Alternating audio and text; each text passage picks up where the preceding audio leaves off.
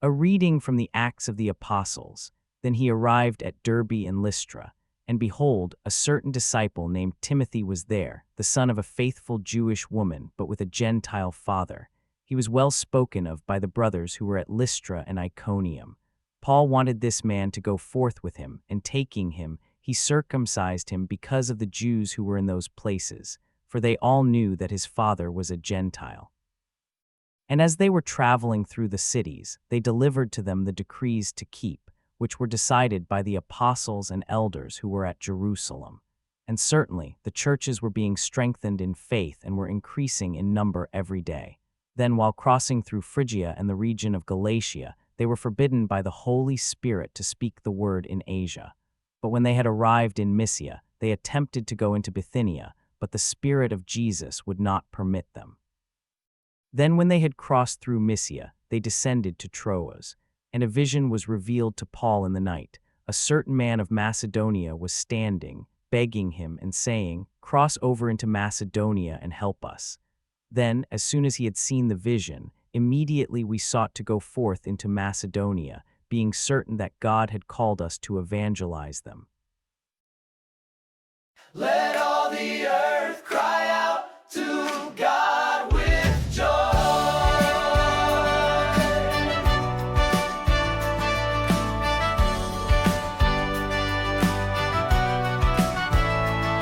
Sing joyfully to the Lord, all you lands. Serve the Lord with gladness. Come before him with joyful song. Let all the earth cry out to God with joy.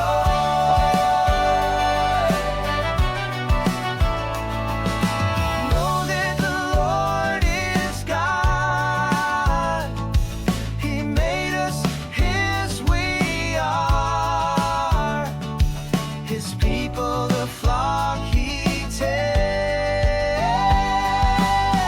Let all the earth cry out to God with joy. The Lord is good, his kindness endures forever, and his faithfulness to all generations.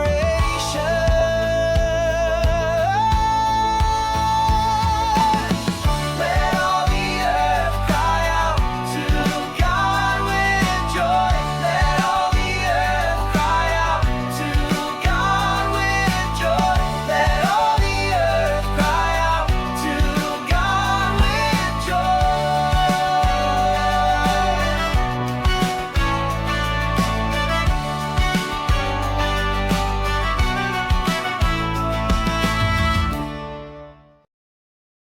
A reading from the Holy Gospel according to John.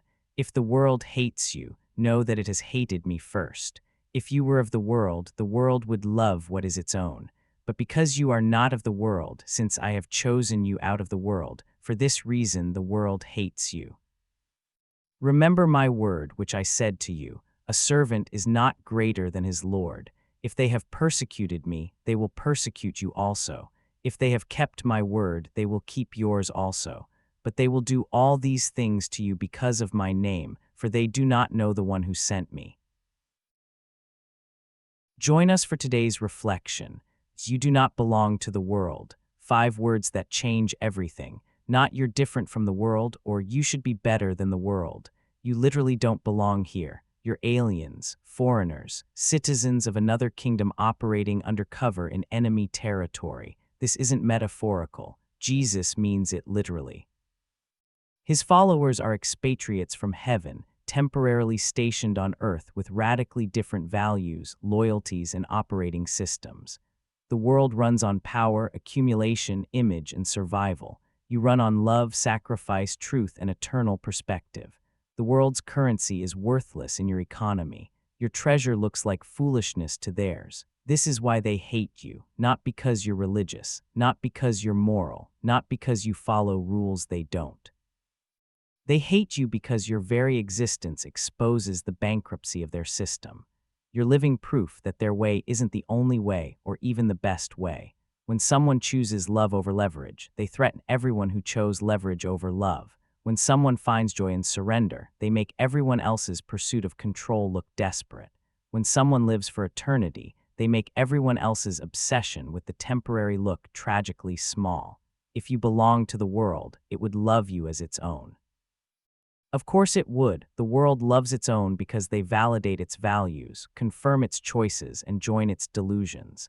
But you don't. You can't. You're wired differently now. This is what Jesus means when he says, "I have chosen you out of the world."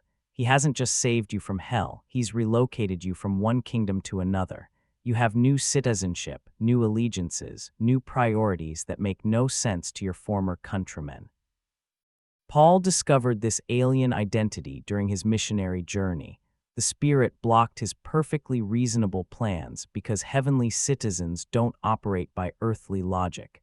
The vision calling him to Macedonia wasn't just geographic redirection, it was kingdom assignment. His citizenship in heaven trumped his comfort on earth. Notice he didn't argue with the vision. He didn't demand explanations. Aliens in foreign countries follow orders from their home government, even when locals don't understand.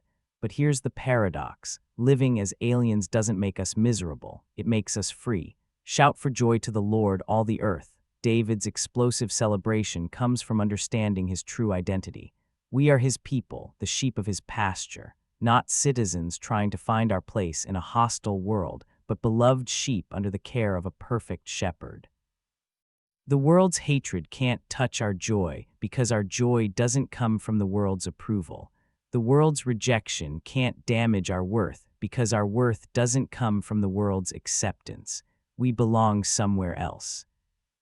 This alien status isn't punishment, it's protection. When you don't belong to a sinking ship, you're not worried about rearranging the deck chairs.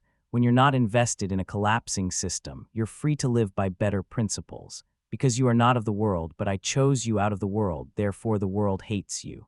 The therefore matters. The hatred isn't arbitrary, it's inevitable. It's the natural reaction of a dying system to the presence of living alternatives.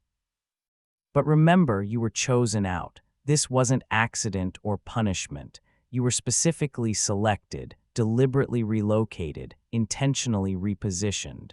The King of Heaven looked at you in the kingdom of earth and said, "You're coming with me." The question isn't whether you'll face opposition. You will. The question is whether you'll remember why. Not because you're doing something wrong, but because you're living something right. Not because you're failing, but because you're foreign. Your alien status is your strength, not your weakness. It's your freedom, not your burden. It's the reason you can love when others hate, hope when others despair, and joy when others mourn. You don't belong to this world, thank God.